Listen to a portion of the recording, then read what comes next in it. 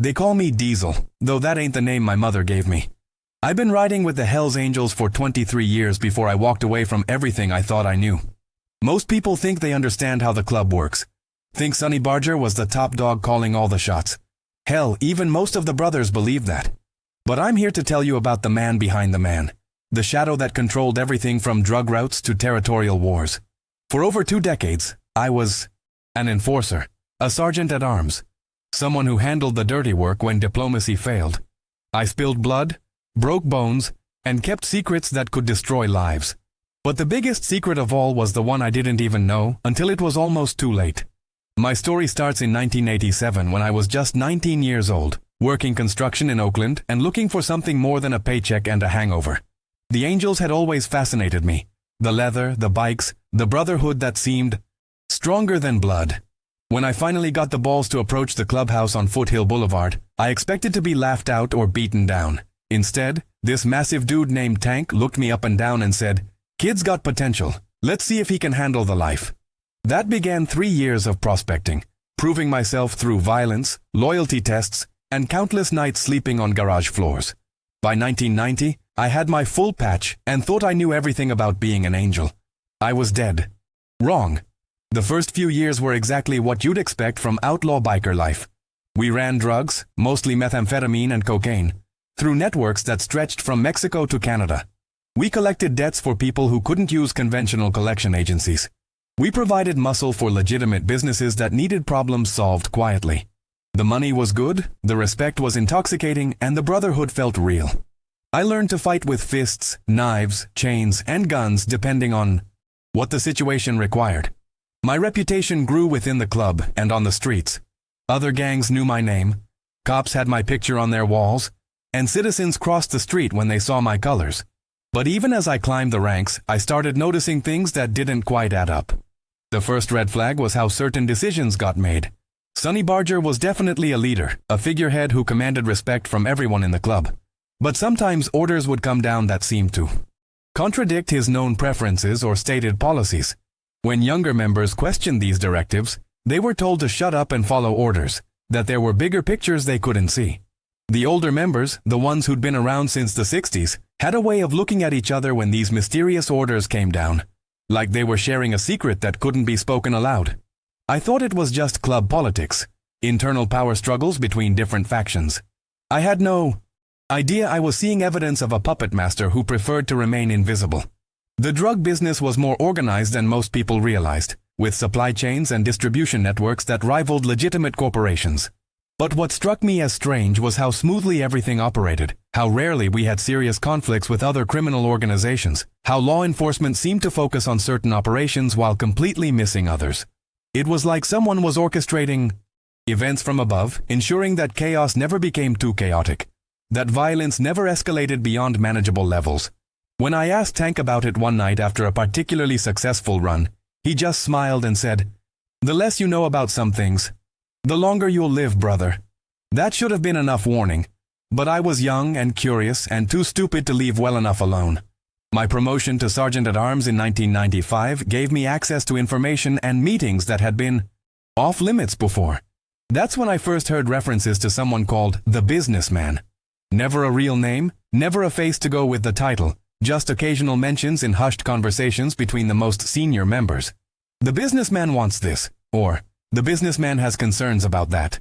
When I tried to get clarification about who this person was, I was told it wasn't my concern, that my job was to handle security and enforcement, not to worry about strategic planning. But the more I listened, the more I realized that this mysterious figure had influence that extended far beyond our chapter, possibly beyond the entire Hells Angels organization. The enforcement work I did during those years showed me the reach and sophistication of our operations.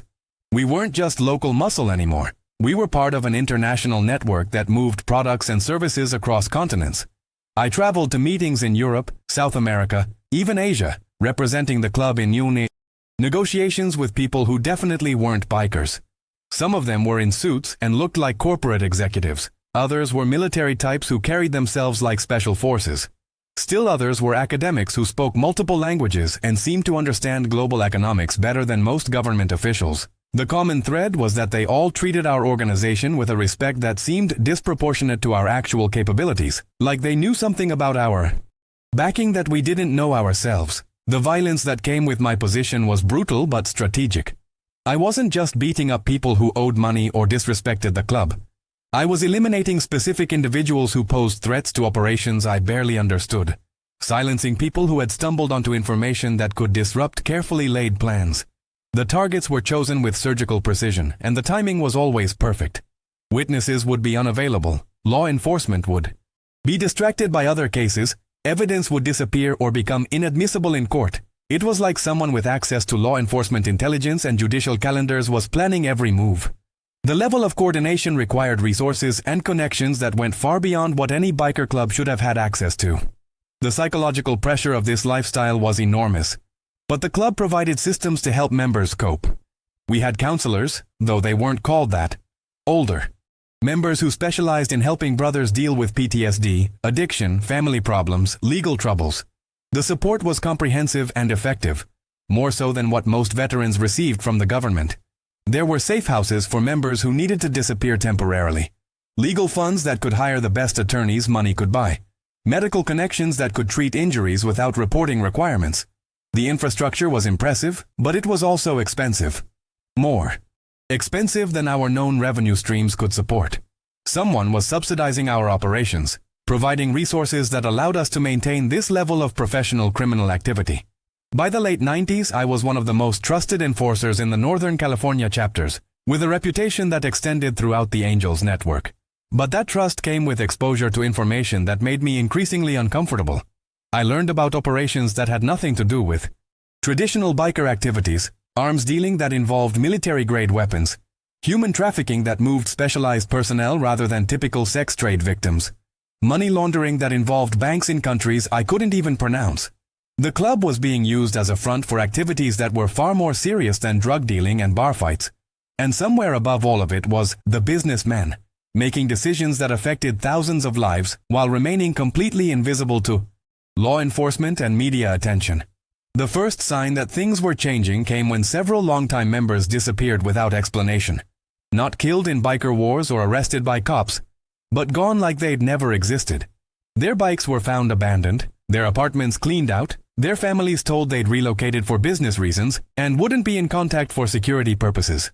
The club's official line was that they'd been given special assignments that required deep cover.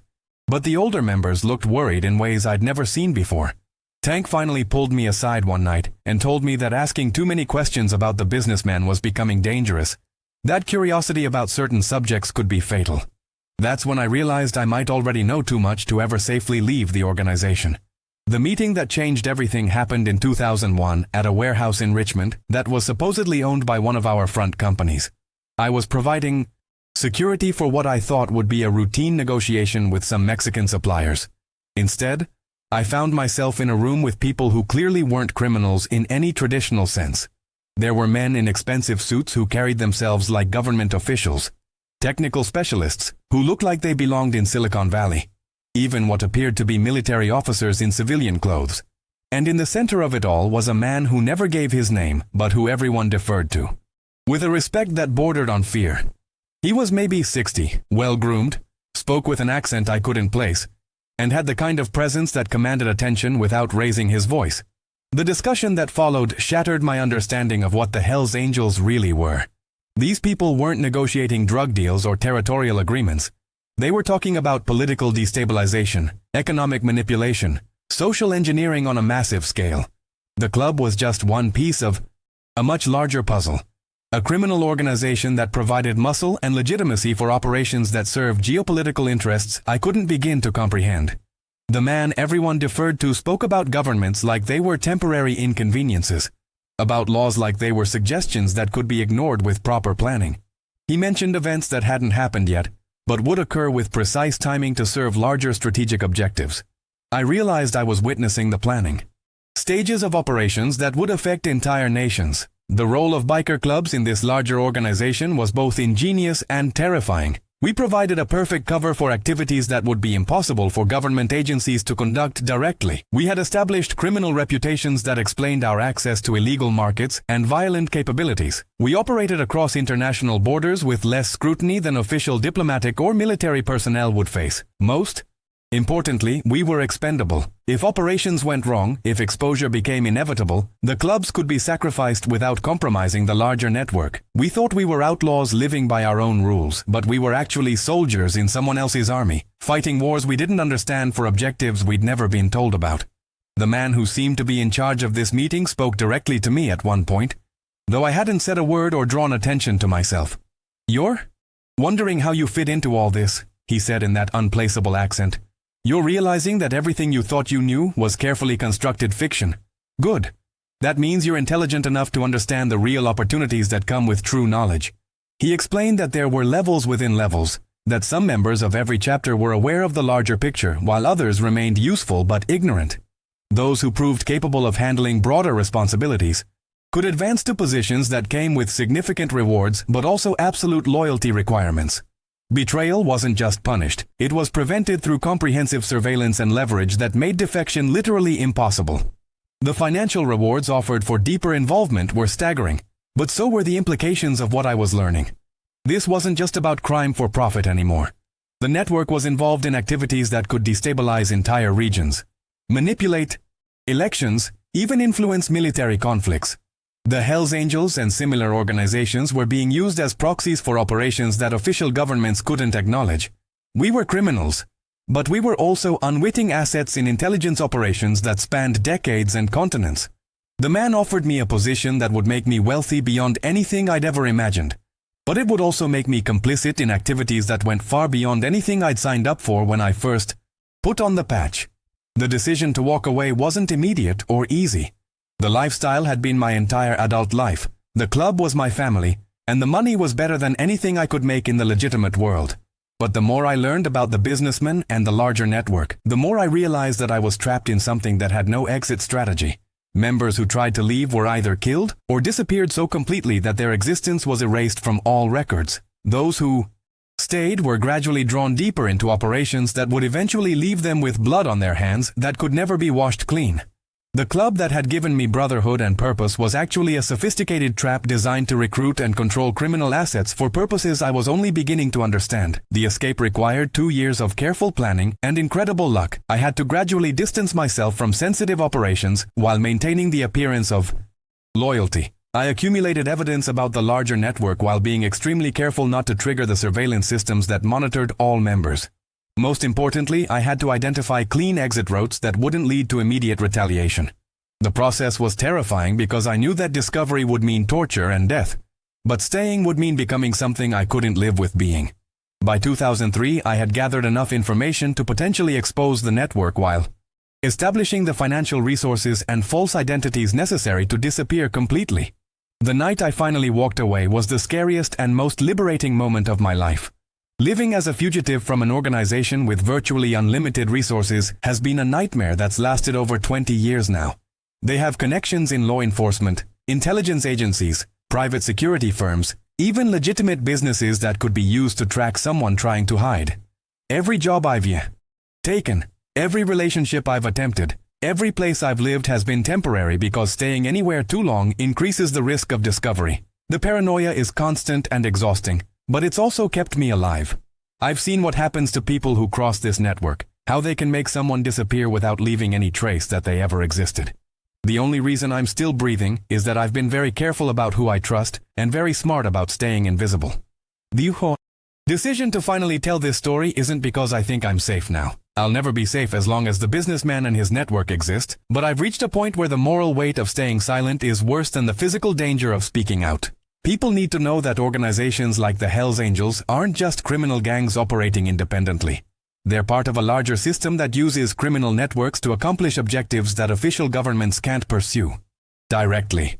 The violence, the drug dealing, the territorial wars, all of it serves purposes that go far beyond profit or territory. Understanding this doesn't make the crimes less serious, but it does explain why these organizations are so resilient and why traditional law enforcement approaches have been largely ineffective against them. The truth about the businessman and his network is that they represent a shadow system of power that operates parallel to official governments and law enforcement. They use criminal organizations as tools while maintaining complete deniability about their involvement. Biker clubs, street gangs, cartels, organized crime families, they're all potential assets that can be activated when unofficial solutions are needed for official problems. The system is sophisticated, well-funded, and completely ruthless about protecting itself from exposure. Members who discover the truth face a choice between complicity and death, with no middle ground available. Those who choose complicity become trapped in a web of compromising activities that ensure their silence. Those who choose resistance simply disappear. After more than 2 decades of running and hiding, I finally decided that someone needs to know the truth about what I witnessed. The Hells Angels and Sonny Badger were never really in control of anything significant. They were public faces for an organization that operated from the shadows, using criminal networks to accomplish objectives that served interests far beyond anything the bikers themselves understood. The real power belonged to people whose names never appeared in indictments, whose faces never appeared in mugshots, whose existence was known only to a select few who had proven their absolute loyalty through acts that made leaving impossible. This is my testimony about the shadow system that controls criminal networks, and my warning about the forces that operate beyond the reach of conventional law enforcement. The hardest part of this whole experience has been the knowledge that everything I believed about brotherhood, loyalty, and outlaw independence was carefully constructed illusion. The Hells Angels weren't rebels fighting against the system. We were products of the system, tools created and controlled by forces we couldn't even see. The violence I committed, the lives I destroyed, the families I helped tear apart. All of it served purposes I was never told about, advancing agendas I never consented to support. That knowledge has been harder to live with than any physical danger I've faced since leaving. But it's also why I had to eventually tell this story, despite the risks. People deserve to know when their perception of reality has been manipulated, even if that knowledge comes with dangers they're not prepared to handle.